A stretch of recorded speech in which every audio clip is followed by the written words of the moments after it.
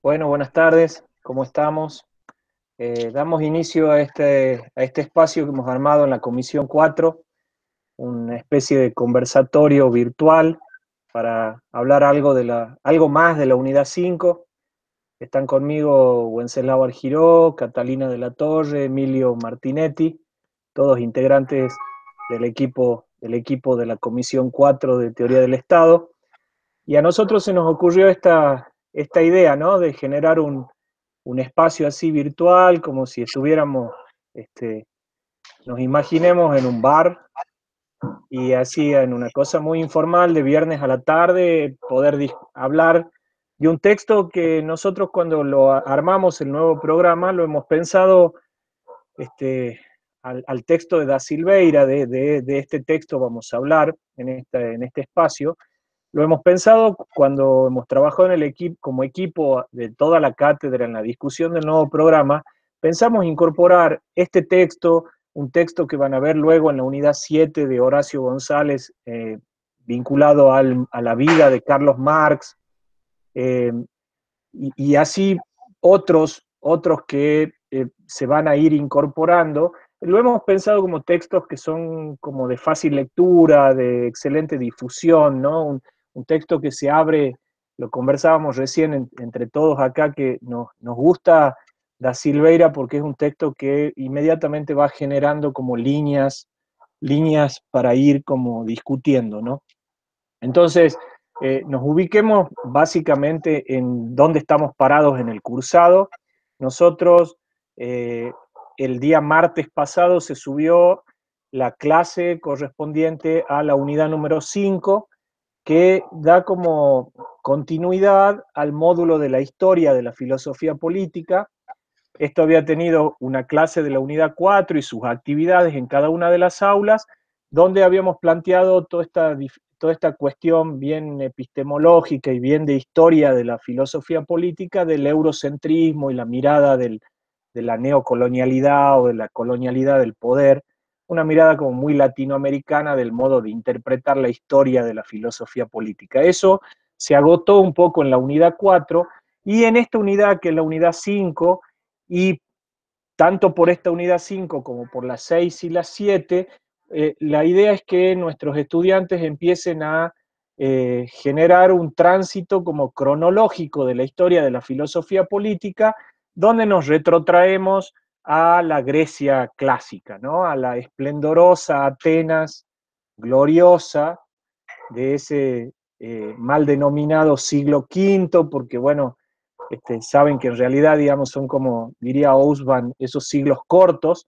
porque en realidad lo que se entiende como el siglo de oro de la Atenas esplendorosa, esta que todos rescatamos como el primer episodio democrático de una organización política, en los hechos no llegan a ser 70 años, en realidad, de ese siglo V antes de Cristo. Pero bueno, eh, tienen nuestros estudiantes ya subida en el aula una clase a cargo de Guillermo Com, clase que vi, que a mí me pareció como muy clara, me gustó, tiene además, incorporó además creo que dos PowerPoint que se subieron y que me parecen que son como muy útiles para irlo como siguiendo, porque un poco el diseño de estas clases de la unidad 5, 6 y 7 tienen que ver con un diseño pensado en modelos, o sea, hemos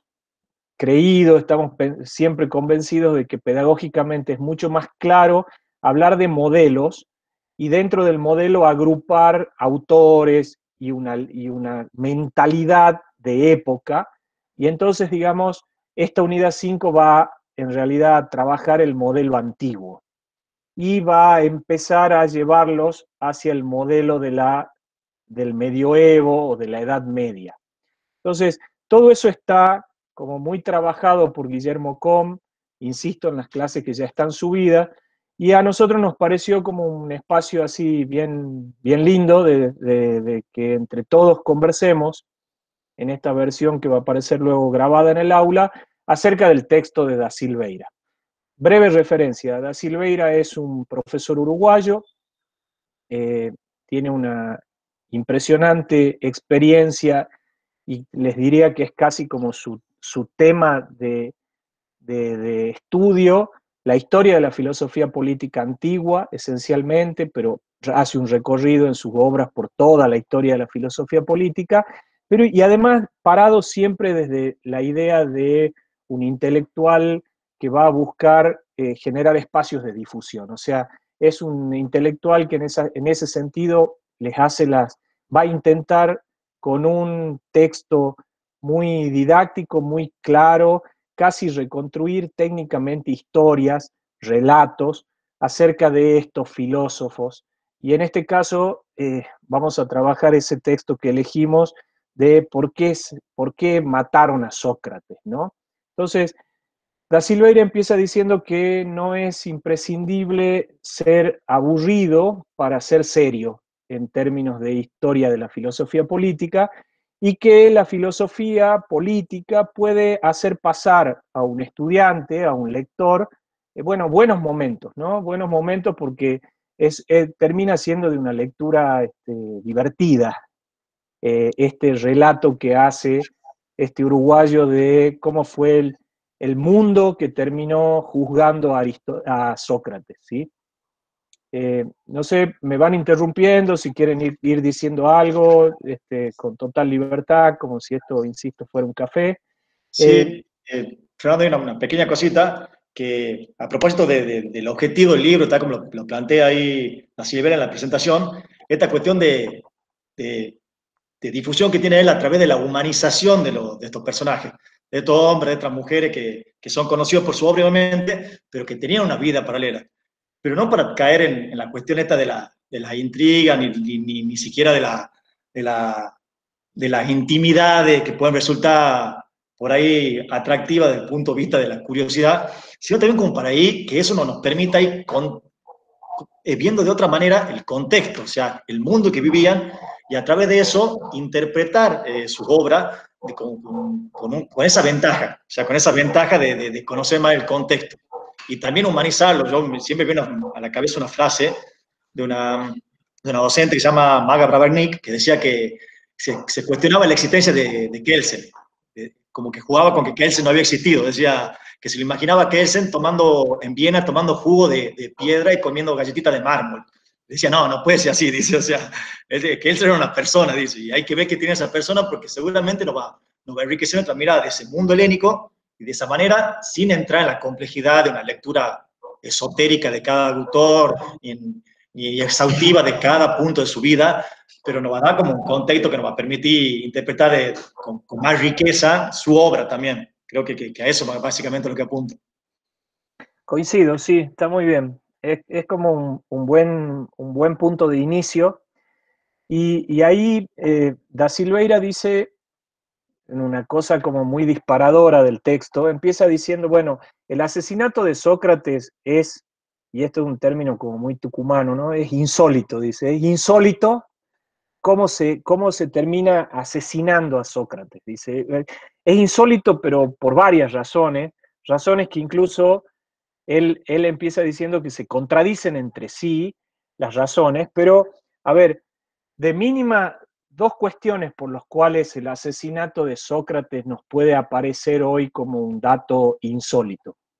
Por un lado es que este personaje era evidentemente una persona muy mal candidato para la cicuta, digamos, muy mal candidato para caer condenado y obligado a morir, digamos, eh, porque a lo largo de toda su vida había dado un montón de servicios a la democracia ateniense y se había comportado como ciudadano griego de un modo que hace pensar que resulte absolutamente insólito que, digamos, la propia democracia, porque este es el otro dato, quien termina juzgando, condenando a la muerte como pena a Sócrates, es ni más ni menos que la esplendorosa, gloriosa, de oro democracia ateniense. Digo, o sea, acá hay dos cosas o dos datos que de inicio nos marcan esta cosa que nos debería llamar la atención. Sócrates era un personaje que en modo alguno se podría pensar que tenía una biografía para sostener una idea de desobediencia a la autoridad, no era un revolucionario, por el contrario, digamos, lo describe, eso también a mí me gustó, como un buen vecino, y además de buen vecino dice, es un conservador y un conversador, digamos, estas cosas me parecen buenísimas del texto, ¿no? O sea, Sócrates es un conservador y un conversador empedernido, ciudadano ateniense, juzgado por la tolerante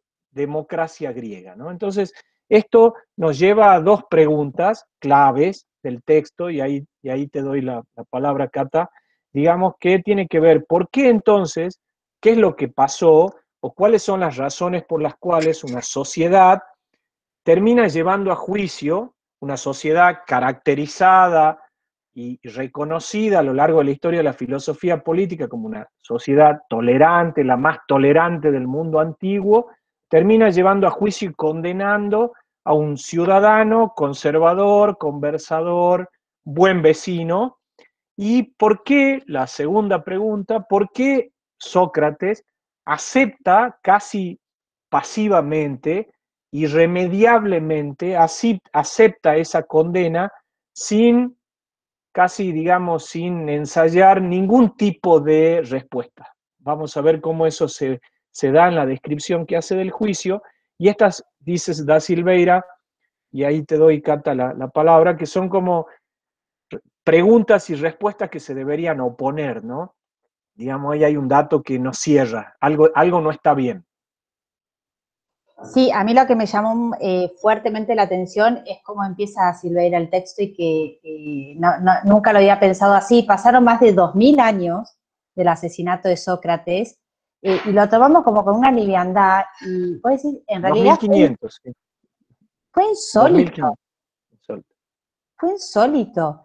Y creo también que esas respuestas, que son las que va a trabajar el autor en todo el texto, tienen una actualidad inmensa, porque si uno empieza a revisar la historia, va a encontrar figuras de Sócrates en todos lados, ¿no? Porque es como bisagra de un periodo de su tiempo. Creo que él mismo fue víctima de su tiempo, en una sociedad donde además no se mataba así a la gente, no era, viste que el autor en un momento dice que no era común que la gente fuera condenada a muerte. O sea que lo exasperante que tiene que haber sido ese conversador de Sócrates para haber agotado a la sociedad de su tiempo, que le haya merecido la muerte. Sí. O sea, buscamos comprender en el sentido beberiano de la acción, es como muy...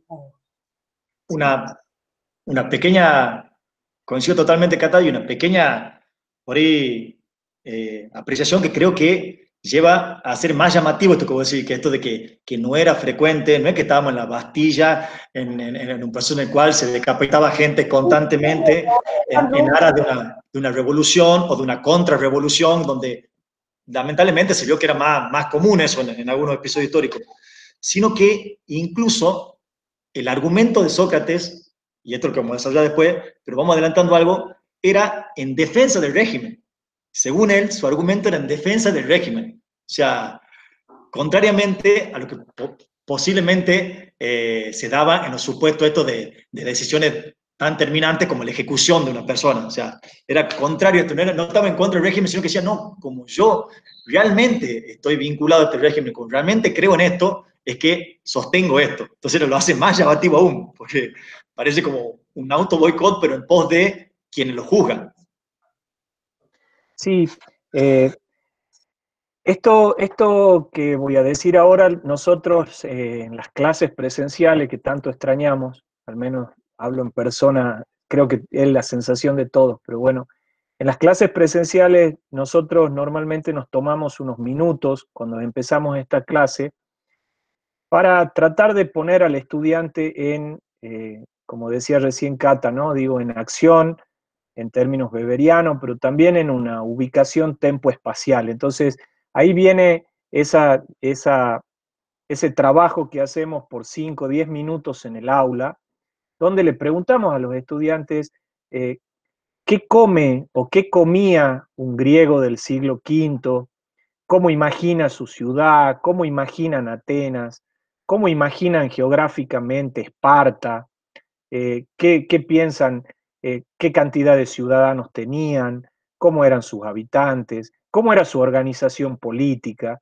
Digo, nos parece que es como imposible de aprender eh, todo lo que va circulando a la vuelta de la historia de la filosofía política si es que no hacemos este tipo de trabajo. Y el texto ayuda también en esas cosas.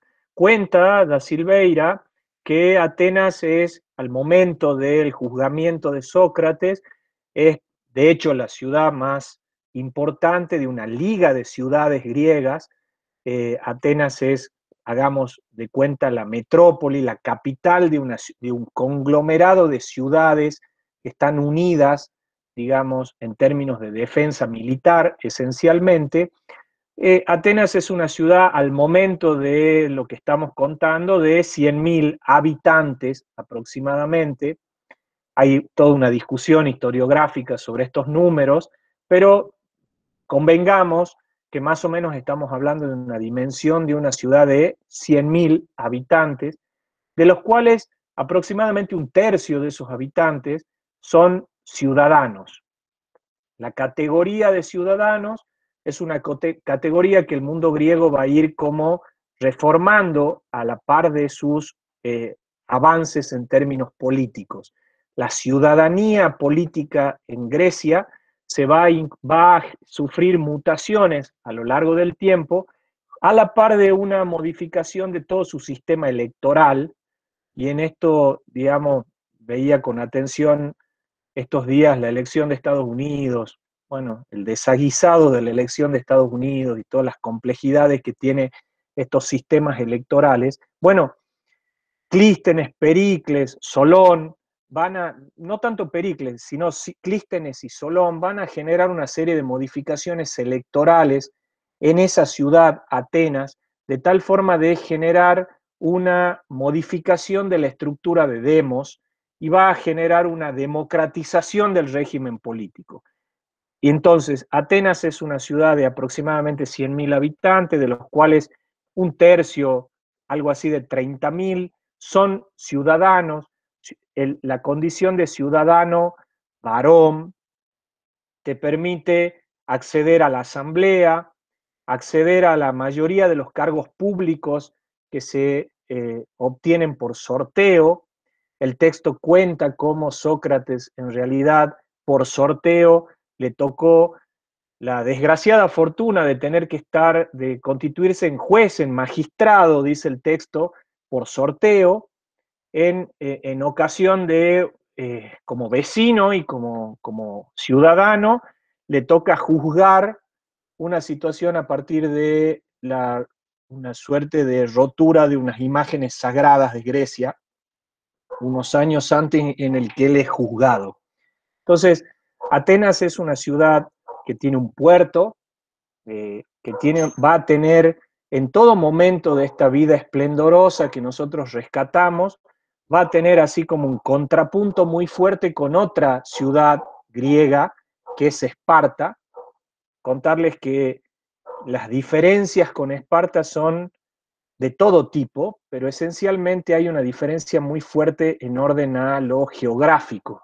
Si uno recorre Atenas, Atenas es una ciudad abierta, que ya va a tener al momento de Sócrates, hacía unos años atrás, ya tiene su acrópolis, tiene, digamos, eso está, como para que se den una idea, es una conjunción muy hermosa de montaña y mar, y la Acrópolis está como en altura, y desde toda la ciudad de Atenas se puede apreciar su Acrópolis.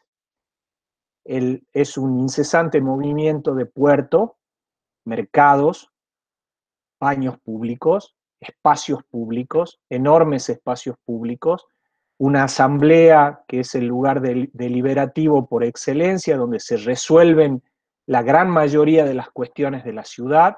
A esa asamblea van a concurrir, digamos, puede concurrir todos los ciudadanos y tienen un sistema de consejos que se van como conformando, y salvo la figura del estratego, el estratego era algo así como el general comandante de la defensa de la ciudad, solo el estratego era un personaje electo y reelegible.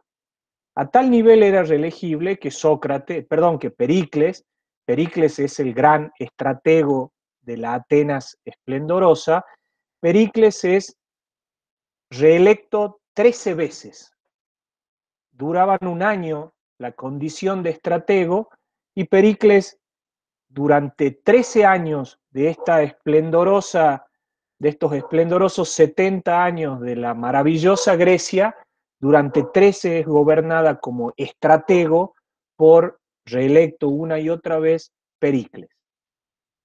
Entonces, a diferencia de esta Atenas abierta, casi cosmopolita, llena de intercambio comercial, de intercambio cultural, el lugar donde, digamos, se desarrollan las grandes esculturas, el renacimiento o el nacimiento de muchas de las artes, tenemos como su contrapunto Esparta. Esparta es un valle, es un lugar que está cerrado por montañas. Los habitantes de Esparta, lejos de ser abiertos y cosmopolitas, tienen una tradición mucho más campesina, y ir hoy a conocer Esparta o Atenas es increíble el contraste. Digamos, Atenas es hoy una ciudad grande de Europa, ha tenido un montón de sobresaltos. Piensen que Atenas fue bizantina, pasó luego fue cristiana, luego, digamos, y fue uno de los últimos estados-nación del mundo europeo.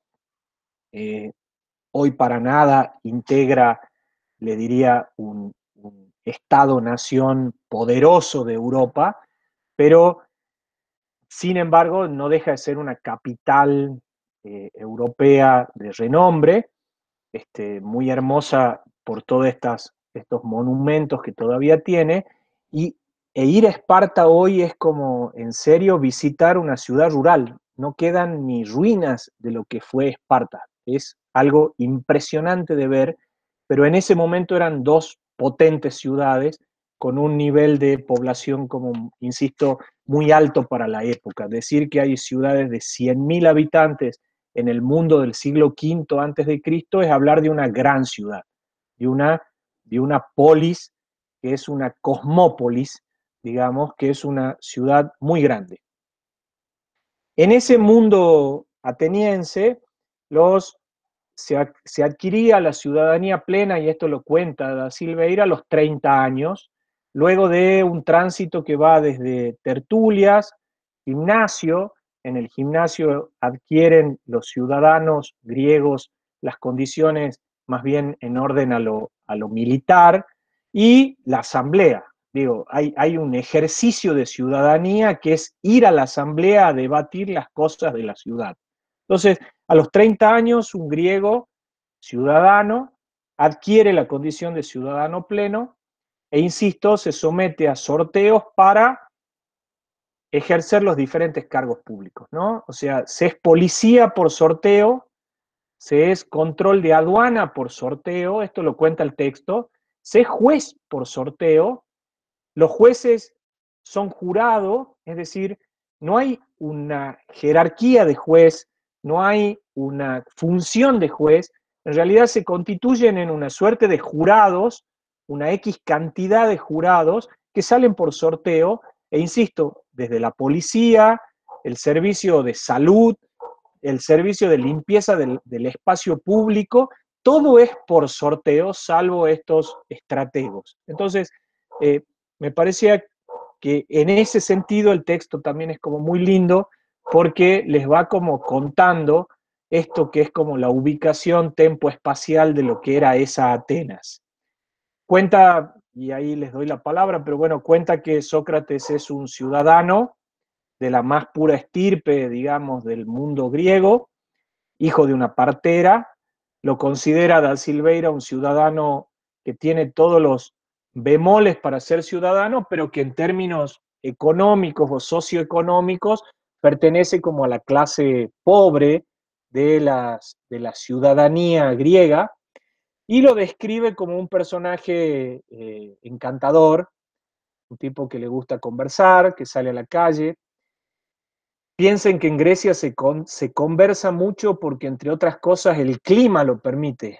Es un clima súper benigno, digamos, 15, 20 grados, por eso visten como visten, por eso comen lo que comen, por eso se pueden juntar en los espacios públicos a conversar, porque si no, no sé, piensen, si esto fuera, no sé, Londres, o Groenlandia, sería difícil pensar un Sócrates que ande por la calle conversando. Se O dan todas Tucumán. estas, claro, un Tucumán el 15 de enero, no creo que tengan muchas ganas de andar como caminando y buscando gente para conversar. Entonces, este es como el perfil, lejos de ser un personaje apolíneo, dice el texto, un personaje, no sé, así como Wenceslao, así, no es Sócrates así. Sócrates es aparentemente alguien bajo, bueno, ahí lo describe el texto y me parece que esas cosas están buenas de contar. No sé si quieren contar algo. Sí, una pequeña cuestión es justo respecto a la descripción que hace del personaje, y como abonando esto que veníamos diciendo antes, de que no era el candidato a esta pena, o sea, no era el candidato tampoco a un castigo ejemplificador, como se puede llegar a pensar, o sea, porque, y en eso pienso yo, ¿por qué? O sea, ¿dónde radica lo insólito de la condena? Y tiene que ver con esto, o sea, con el comportamiento de Sócrates. Y ahí me parece bueno como dividir dos cosas, o sea, el comportamiento de la vida cívica de Sócrates, que es tal como lo describió Fernando, un ciudadano con todas las prerrogativas que esto conlleva en esa Grecia, y que era un buen alumno, haciendo una analogía, era un buen alumno de la ciudad. Él había ocupado los cargos que le habían tocado por sorteo, lo había hecho de una manera totalmente aceptable. Dicen que había un episodio en el cual había sido medio polémica, su desenvolvimiento en una de las funciones, pero que se vinculaba más a lo que estaba en discusión una vez que él había salido sorteado magistrado, que a una cuestión como estrafalaria o controversial de él. Pero que era como un buen ciudadano, había cumplido con todos los deberes, incluso había luchado por la ciudad cuando había tenido que luchar, había cumplido con sus cargos por sorteo de magistrado, o sea, esa parte como que ahí se genera un contraste, diciendo, bueno, ¿por qué él entonces? Y ahí voy a la otra faceta de su comportamiento, que es su comportamiento en el juicio. Y que en el comportamiento en el juicio, sí, ahí se ve que él radicaliza, tensiona al extremo la discusión acerca del presunto delito que le imputaban, que era el de impiedad y el de corrupción de los jóvenes. El de impiedad era de no creer en los dioses de la ciudad y de corrupción de los jóvenes por la enseñanza que supuestamente les daba a los jóvenes. Pero yo creo que una clave para entender esto es que el comportamiento de Sócrates o el momento histórico era un momento de crisis entre dos visiones. De dos visiones que, como bien dice Da Silveira, son como visiones que están siempre latentes. Porque justamente por eso son clásicos estos tipos, o sea, por eso Sócrates es un clásico. Porque tiene esa virtud de discutir algo o de plantear algo que es clásico en cuanto, no pensando lo clásico como algo antiguo, que de hecho en este caso lo es, sino como algo que es digno de volver a ser pensado, de volver a ser discutido. Y eso que es digno de volver a ser pensado, de volver a ser discutido, y que lo convierte en un clásico que puede ser recurrido en toda época, es las viejas discusiones entre lo colectivo y lo individual. Ahí creo yo que radica una de las cuestiones que le dan mecha a este conflicto para que alcance los niveles que alcanza.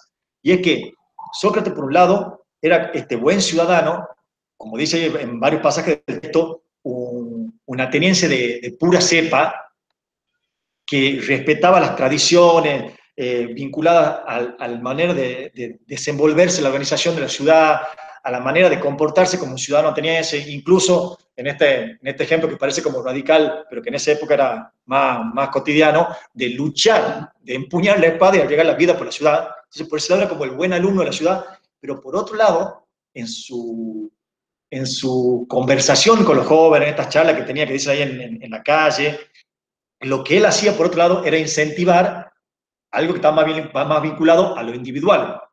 Por este lado tenía este lado de lo colectivo, que eran las creencias, las tradiciones, las cuales respetaba e incluso defendía, pero por otro lado hay como una crítica justamente a esas tradiciones y a esas creencias. Que esta crítica, al fiel estilo de Sócrates, son más, más implícitas. Y yo veo que hay dos. Una, esa anécdota que en cuanto que él contradice los dichos de la pitonisa de Delfos, que lo señala a él, que alguien le había consultado a la pitonisa de Delfos esto de quién era el hombre más sabio de Atenas. Y ella había dicho que Sócrates. Y Sócrates, fiel a su estilo, y parece que amante de la polémica, en vez de decir sí o no, va por un camino intermedio, una interpretación propia, en la cual dice, bueno, dice, puede ser que así sea, pero si en el caso de que yo sea el más sabio, es solamente porque yo no ando haciendo gala de certeza como lo hacen los otros. Si soy el más sabio es solamente porque reconozco mis limitaciones y reconozco las cosas que no sé. Y en eso puede ser que esté más avanzado en el conocimiento que los demás. Pero eso, para un ateniense de pura cepa, Para cualquier era una ofensa. O sea, estamos diciendo que él es el más sabio de la ciudad. La pitonisa de Delfos, que era como el centro religioso más importante de Atenas, se congracia de esta manera con él y él no rechaza el halago, pero le pone un sabor agridulce que deja en jaque a los demás. Eso por un lado. Por eso es la contradicción de Sócrates, y creo que lo que, bueno, le pone picante a todas estas situaciones que son justamente eso, las controversias, las contradicciones. Y lo otro es el cultivo del pensamiento individual. Entonces, él es un defensor de las tradiciones, pero inculca en su alumno la radicalización de la pregunta, de la duda y de la construcción de un pensamiento individual. Y cuando vos tenés muchos pensamientos individuales, y cuanto más se diferencian esos pensamientos individuales entre sí, vas mitigando, quiera o no, la autoridad de lo colectivo, de lo que tienen en común, de esas creencias, esas tradiciones, aunque no lo haga de manera expresa. Entonces, ahí empieza como a encenderse de vuelta la mecha, y por eso es que, incluso, bueno, esto se puede ver después, cuando vayamos haciendo un poco más, en cómo se da esa votación. No es que lo votan, no sé, dice que votan 501 ciudadanos, no es que 500 lo votan en contra y los 500 lo ejecutan. O sea, él lleva su argumento a un nivel de la presunta defensa incluso de la ciudad, que hacen, que le pone un nivel de polémica y de controversia al tema. No sé, Cata estaba por decir algo. Sí, bueno, varias cosas algunas cuestiones que me surgieron cuando primero vos hablaste de lo que fue la sentencia de él, que viene como a radicalizarse mucho más en su discurso. Yo creo que ahí con su muerte nos da la última clase magistral de coherencia, porque mi opinión personal es que Sócrates fue coherente hasta el final y no resignó a toda su tradición de buen ciudadano, ¿no? Y incluso rechazó la ayuda de sus amigos y condenas más leves, pero él no estaba dispuesto como a dar el brazo a torcer. Y es difícil hablar de coherencia hoy por hoy. Así que punto a favor de Sócrates para mí, en ese sentido. Y después, también lo que me surgió cuando recién que vos hablabas, era esto que también dije al principio, que voy a ser como bastante insistente en ese tiempo, en este tema. Es como que Sócrates encarna la bisagra entre lo viejo y lo nuevo. Él encarna perfectamente eso, que después lo vemos en historia, con las sucesivas revoluciones. Cuando viene alguien a poner en crisis los cimientos o todo el sistema de creencias de una polis, de la sociedad francesa, de la Rusia tradicional, lo que sea, explota por los aires. Y bueno, nada, eso, el tipo fue muy ¿viste? Personifica claramente eso y cómo vino a despertar en toda esa nueva generación de líderes, porque en definitiva todos estos jóvenes ricos que dice a Silveira, ciudadanos, que estaban destinados a ser los líderes de esa polis, bueno, les empiezan a enseñar cosas diferentes. Y ahí se arma el despiole. Y el ciudadano medio no lo pudo procesar, lo mandaron a muerte a Sócrates. Coincido, pero también, corriendo el riesgo de pecar de pesado, digo esto que, vuelvo a traer esta colación, no es Marx criticando la sociedad burguesa. Eso también él le pone ese picante. Es, como decís vos, era el choque de dos mundos, pero Sócrates no era el contrarrevolucionario o el contracultural que venía a criticar ese mundo, sino que tenía las dos cosas. Por un lado, defendía a ultranza esta cuestión del rol de un ciudadano de la poli, y por eso llega a tomar la decisión radical de entregar su vida incluso en defensa de lo que pensaba y en defensa de los presuntos valores de la poli. Y por otro lado, tenía esta cuestión del culto del pensamiento individual y de la autodeterminación y la libertad de pensamiento que tanto erosionaba el poder de esa poli. Eso está bueno, o sea, no es el que viene a, hay que tirar esta ciudad porque no sirve, hay que tirar esta poli, esta manera de organizarse porque no sirve, sino que era tan polémico su presentación, su pensamiento, y que adquiere unos niveles de espectacularidad en el escenario de un juicio, pues bueno, generalmente nosotros somos todos abogados, pero entendemos que las discusiones, sobre todo las discusiones políticas, las discusiones entre lo individual, lo colectivo, entre la libertad o no, si lo sabremos ahora en tiempos de pandemia y estas restricciones que tenemos, cuando llegan a un juicio, cuando llega una contienda judicial, adquieren un nivel, una escenalidad que le da una espectacularidad distinta. Y esa espectacularidad del juicio creo que es lo que termina de poner en jaque aún aquellos que querían ayudarlo, como dice el Cata, o sea, a esos ciudadanos que, che, ¿qué hago? ¿Cómo voto? ¿Cómo salimos de esta? No, y la sociedad en ese tiempo se debe haber dividido entre pro Sócrates y contra Sócrates, o sea, se debe haber visto la vida de la ciudad, que además era tan increíblemente pública, en cada esquina el tema de discusión debe haber sido el juicio a Sócrates, o sea, lo que debe haber sido vivir en ese tiempo. Totalmente. Y ahí puntualizando algo con respecto a la crítica que se le hace o a la imputación en realidad esto del delito de impiedad, era esta cuestión de creer en otros dioses o no creer en los dioses. Eso pareciera algo anecdótico, como lo plantea Silveira, en esta cuestión de que se le imputaba que él solía decir que él tenía un daimon, o sea, un espíritu, un genio adentro que le hablaba. Como si fuese, bueno, está inventando un dios o tiene un dios propio que va en contra de los dios de la poli. Creo que ese es como lo más pintoresco y lo que hacían ya como al famoso juicio paralelo, esa cuestión cuando ya se le empiezan a agregar cosas que están por fuera de la discusión. Pero lo que creo que lo que minaba y convulsionaba la situación era esta cuestión de la supuesta corrupción de los jóvenes, esta cuestión de inculcarle ideas locas a los jóvenes, ideas que van en contra del régimen ateniense, en contra de esa democracia. Creo que ahí está el quid de la cuestión, ahí está la discusión. Y él, bueno, y en eso, quienes lo criticaban, lo asimilaban a los sofistas, teniendo una visión de los sofistas totalmente peyorativa. Había como una visión de que los sofistas eran esos charlatanes que iban a plantear cuestiones como estrafalarias entre los jóvenes y que lo hacían solamente a cambio de dinero. Entonces, otra vez, ¿por qué difícil el juicio este? ¿Por qué la particularidad? ¿Por qué lo polémico? Sócrates dice, si ustedes me imputan eso, yo no cobro. Entonces, yo no le cobro, yo solamente me siento a hablar o me paro a hablar con la gente en la calle. Lo que hacemos es tratar de buscar preguntas, ponerle dudas a esta situación y tratar de resolver a través de la razón. Porque dice que la virtud, la verdad, estas cuestiones tan atenienses y tan en boga en esos tiempos en términos filosóficos, son cuestiones que tienen que ser resueltas por la razón. O sea, no le tengan miedo a la razón. Si ustedes piensan, bueno, yo puedo entender que ustedes me juzguen porque piensan que yo hago esto para tener un rédito económico. Y que en poder tener un rédito económico, bueno, vamos a decirle cualquier cosa que sea atractiva a los jóvenes con tal de sacarle plata. Y no, yo no cobro por esto. Así que por ahí no vale, dice más o menos. O sea, eso también creo que le pone esa cuestión que dice la Cata de cómo debe haber estado esa Grecia en ese momento del juzgamiento. Y además era irreverente Sócrates, fíjate que se metió con este personaje ¿cómo era? Alcíades, que era súper comerciante y lo criticaba el hijo. Entonces, imagínate que ahí el tipo también, al provocar a la gente equivocada, bueno, tiró una bomba. Tiró una bomba y estalló Atenas, escuchando.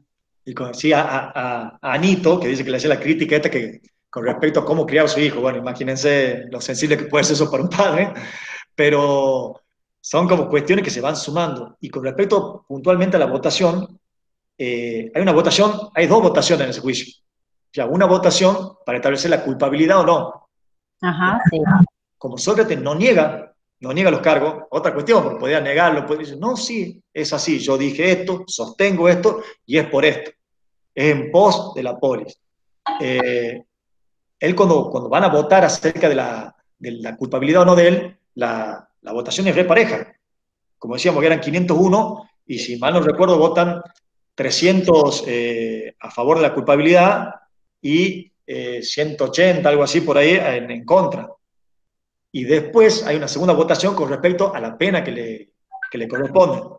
Y ahí tiene, bueno, clásicos, por algo son clásicos, algo que está como muy en boga ahora el sistema adversarial, esto.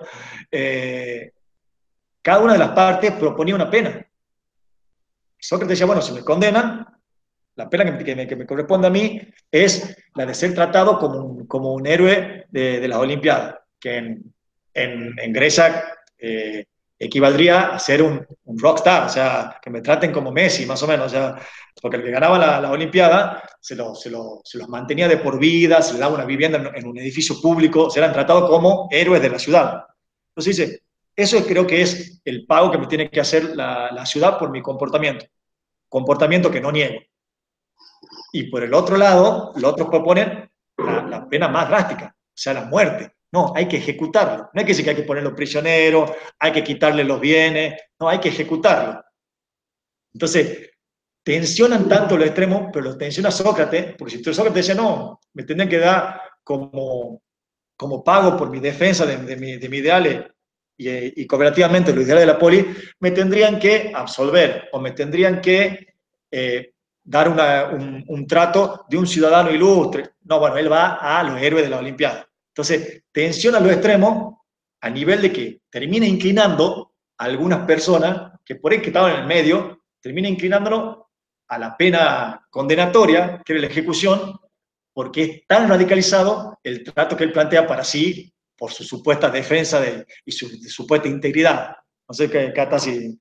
Me quedé pensando a propósito de lo que citaste del sistema adversarial, que también me parece como interesante esto de que esta nueva o la última reforma procesal penal en la provincia viene a rescatar un poco lo que es la retórica. ¿Se acuerdan? Ahí en el texto un poco lo introduce a Silveira cómo eran los juicios. Bueno, había una parte que buscaba convencer al jurado de su tesis, de si era culpable o no. Bueno, este nuevo sistema busca un poco eso, revitalizar o reivindicar la forma de juzgar ateniense. Fer, sí. Me parece un buen punto, siguiendo un poco lo que contaba Gwen y Catalina, me parece un buen punto detenernos por un instante en el modo en que se formula la acusación contra Sócrates. Me parece que ese texto que está transcripto en la página 34 del libro, digamos, y que son unos renglones que paso a leer, me parece que tiene toda una simbología y un significado como muy fuerte de cómo un ciudadano es como cuestionado o imputado, digamos, y cuál es la imputación que se le hace a Sócrates. Y dice, la presente acusación y declaración son juradas por Meleto, hijo de Meleto, del Demo de Pitos, contra Sócrates, hijo de Sofronisco, del Demo de Alopece, o Alópece. Sócrates es culpable de no creer en los dioses en los que cree la ciudad y de introducir divinidades nuevas. También es culpable de corromper a los jóvenes. El castigo propuesto es la muerte. Esto, dicho así, piensen, esta acusación es leída ante la asamblea y lo ponen inmediatamente sostenida. La acusación era efectuada por un ciudadano y debía ser mínimamente ratificada por otros dos ciudadanos. para que la acusación sea válida a tratar por la asamblea. Se daba la particularidad en esta democracia griega que si a las resultas de esta acusación salía sobreseído o liberado el ciudadano que era imputado, ese ciudadano tenía el derecho de iniciarle un juicio de daños en contra de quien lo había acusado infundadamente. Ese mecanismo era un mecanismo de autocontrol de la asamblea para evitar que no se propague por ese medio un sistema de acusaciones a todo dar en la ciudadanía. Entonces, la acusación debía ser sostenida por un ciudadano, apoyada por otros dos de mínima, y se daba esta particularidad. En el caso de la acusación a Sócrates, Meleto, que es el que figura ahí, no es en sí mismo un ciudadano de una entidad o de una envergadura tal en el mundo del momento que pueda sostener con fuerza esta imputación, sino que es en realidad el ciudadano que va a sostener o que va a votar a la par de este ciudadano, que es un personaje que se llama Anito. Anito es un aristócrata muy importante, un populista, un ciudadano muy popular del momento de la Grecia. Él es el que va a sostener una acusación que, insisto, está sostenida en dos causas. Por un lado, asignar o asumir la existencia de divinidades nuevas, una acusación que venía desde un delito de impiedad, por lo mismo lo habían intentado juzgar a Anaxágoras, a Fidias. Fidias es el arquitecto que va a ser gran parte de digamos, la obra de la Acrópolis, y a Fidias lo acusan y lo juzgan, de hecho, por supuestamente poner su rostro en las estatuas de la Acrópolis. Es decir, se había creado para la posteridad, y esa es la acusación. Bueno, la misma acusación, un delito que había aparecido 30 años antes como tipificado por la democracia ateniense, es la que sostienen. Y la segunda, y creo que la de más peso, tiene que ver con esta acusación de Sócrates corruptor o que va a corromper jóvenes. Esto tiene que ver con esto que ya veníamos contando, que se figura la mayéutica, el uso de la pregunta para despabilar ciudadanos, y cómo había generado ese sistema en Sócrates, bueno, una enorme red de adeptos, de seguidores, entre ellos nada menos que Platón. Platón va a ser en ese momento un joven aristócrata. Platón es un ciudadano de la más pura aristocracia del mundo griego, y es uno de esos jóvenes que se van a acercar a Sócrates. Entonces, la acusación más fuerte tiene que ver con eso, un Sócrates que va a corromper con sus preguntas un poco impertinentes, como contaba Wenceslao, irreverentes, va a corromper esos jóvenes futuros dirigentes de la democracia.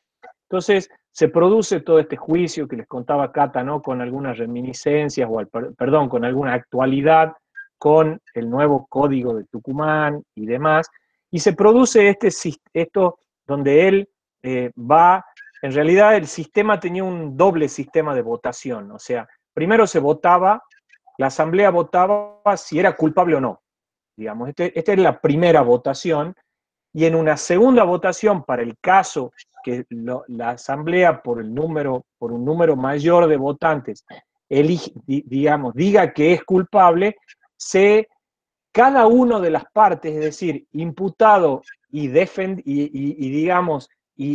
quien generaba la denuncia, digamos, podían proponer una pena. Y la asamblea no se podía salir de la propuesta de pena. Esto es como una variable muy interesante de discutir. Bueno, la Cata es de nosotros la que tiene como más expertise en el derecho penal, pero es como muy interesante pensar un sistema de acusación donde por un lado hay una primera votación y es si es culpable o no. Y hay una segunda votación donde la asamblea tiene que elegir entre la pena que cada una de las partes propone. Entonces, este es un sistema muy interesante de ver cómo la pena, porque digamos, se supone que eso va a hacer que se elijan condenas que no se pasen, que sean razonables, porque si quien va a acusar pide una condena excesiva o el que se intenta liberar pide una condena muy menor, lo más probable es que va a torcer las votaciones hacia la búsqueda de condenas como razonables. Y esto es lo que un poco pasó y explica esta segunda pregunta que nos hacíamos. O sea, ¿por qué Sócrates termina casi obligando a la democracia ateniense a que lo condene? Y esto pasa porque, como lo cuenta muy bien Da Silveira, él va a polarizar la segunda elección. Él va a complejizar la elección, porque él tenía salida. La primera elección, concretamente, termina muy ajustadamente, una elección muy cercana en votos, diciendo que era culpable. Digo, él no ejerce, aparentemente por lo que cuentan, digamos, solo rescatar esto, ¿no? Es decir, el relato de Da Silveira esencialmente se va a sostener en un par de diálogos de Platón. Quien va a contar para el resto de la historia de la humanidad este proceso va a ser Platón. Y obviamente lo va a mirar desde una mirada hipercrítica de la democracia. Imagínense, está matando a su maestro y por ende, digamos, va a ser en el Critón y en las leyes y en otros diálogos platónicos donde va a aparecer este registro de cómo se sustanció el proceso. Insisto, votación hiperajustada lo lleva a una segunda votación. Si era culpable e inocente, sale 280 a 211. Y entonces se va a discutir las alternativas de condena. ¿Y ahí qué pasa? Bueno, ya lo habían anunciado en esto que leíamos, los acusadores, los tres acusadores le piden la condena de muerte. Y Sócrates, que podía tener 1000 opciones, no digo 1000, pero varias opciones de proponer una condena que le permitiera a la asamblea quizás sancionarlo, pero sin que esto signifique una condena a muerte, por ejemplo, no sé, eh, algún tipo de suspensión, multa dineraria, que habían amigos de Sócrates dispuestos a solventarlas, el ostracismo, que ustedes saben que el ostracismo significaba la salida de la ciudad, eso era muy deshonroso para un griego, pero bueno, no era la muerte. Se imaginan que, y se llama ostracismo porque votaban en las ostras, es decir, se escribía, el voto digamos, se efectuaba en ostras, por eso lo enviaban al ostracismo, y era una condena para un ciudadano de la autoconciencia de Sócrates, impensable, digamos. Entonces, ¿qué hace Sócrates? Sócrates dice, no, mi condena es que a mí me traten como dios olímpico. ¿Y eso qué significa? Digamos. Eso lo habíamos comentado recién los chicos, Fernando, que le comentábamos cómo tensó la situación al extremo de perjudicarse, obviamente, o sea, pero con un nivel de coherencia discursiva extrema. Pero obviamente en desmedro de su integridad e incluso de su vida.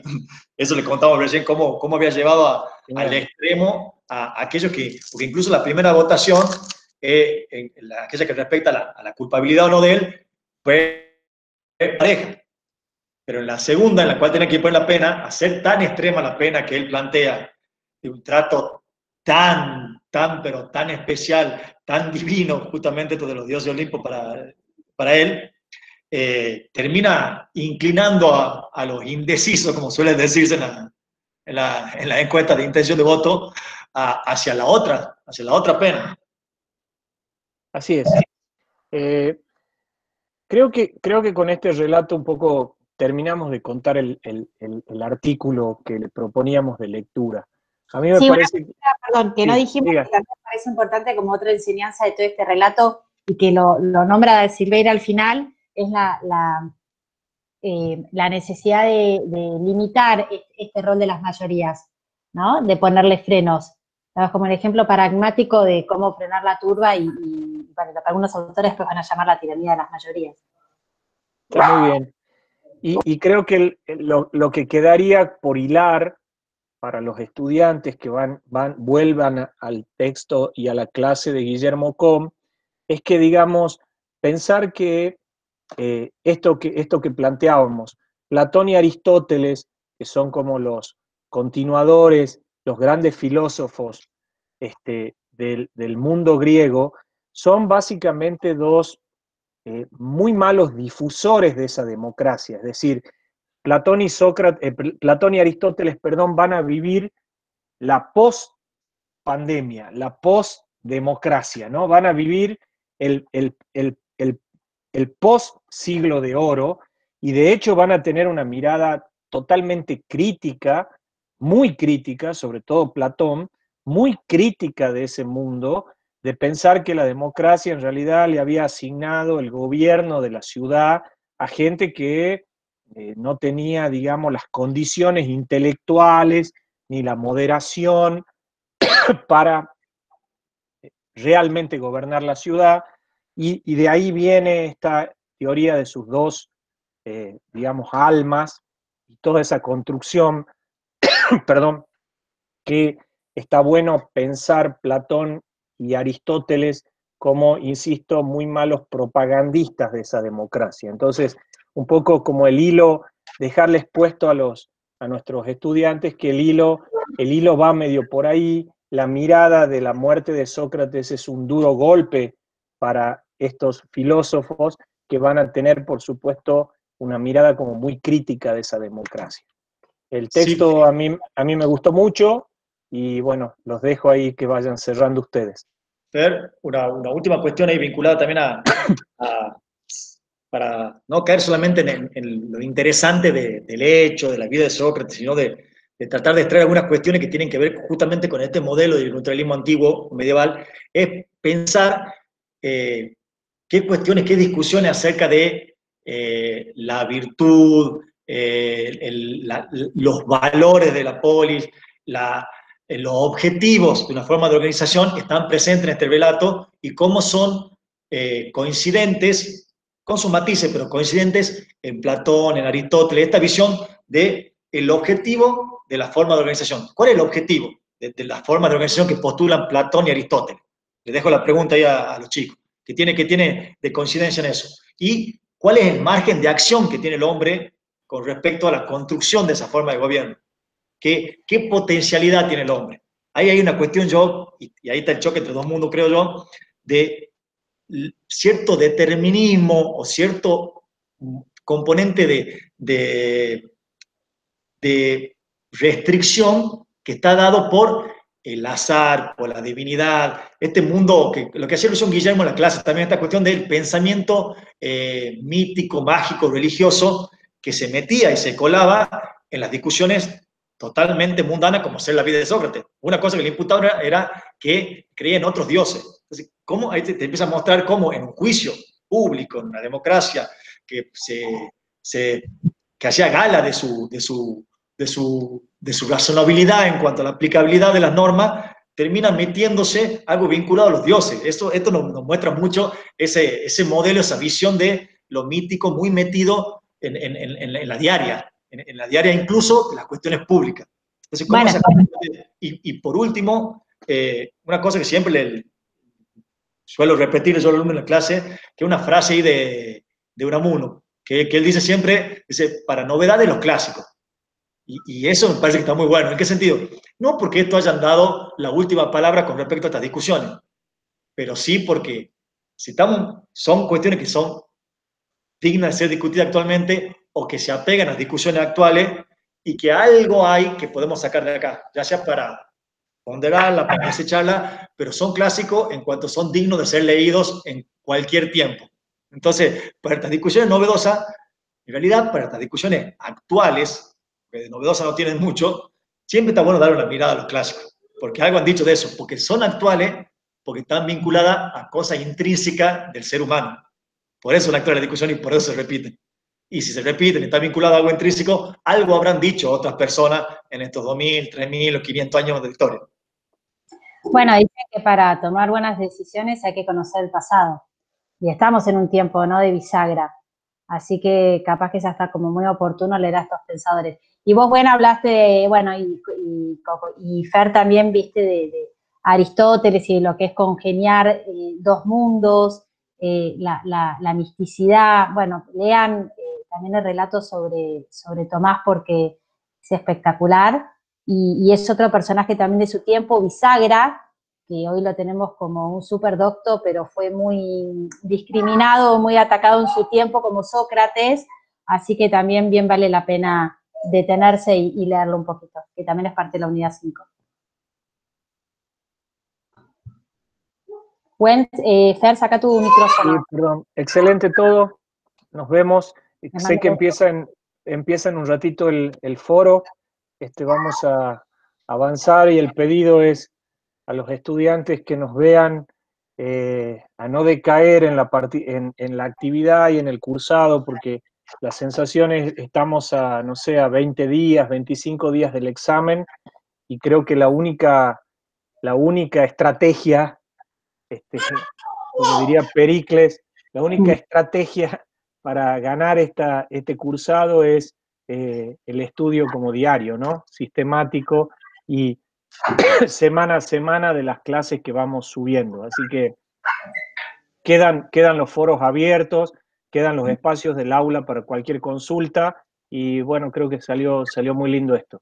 Así que, Bueno, hasta bueno, luego. Hilde.